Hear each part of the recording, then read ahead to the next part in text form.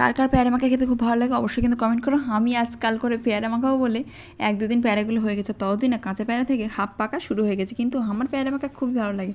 অগত্যা এগুলো দিয়ে বানাতে হলো আমাকে। আমি ঝটপট করে পেয়ারা ধুয়ে কাটতে বসে গেছি আর ছোটো ছোটো পিস করে নিলাম। এবারে মিক্সিতে ধনেপাতা দিয়ে দিলাম আর দিলাম 3টে কাঁচা লঙ্কা। দাঁড়াও আমার মতো এরকম করে ধনেপাতা দিলে মিক্সিতে খুবই কিন্তু সমস্যায় পড়বে। আমি ধনেপাতা কেটে দিয়েছিলাম, সেটা আর তোলা হয়নি। যাক, একটু ভালো করে পেস্ট করে নিলাম। এবার ওর সাথে দিয়ে দিলাম একটু তেঁতুল, এতে কিন্তু টেস্টটা দ্বিগুণ বাড়বে। এবার সব কিছু দিয়ে মিক্সিতে আরেকবার ঘুরিয়ে নিলাম।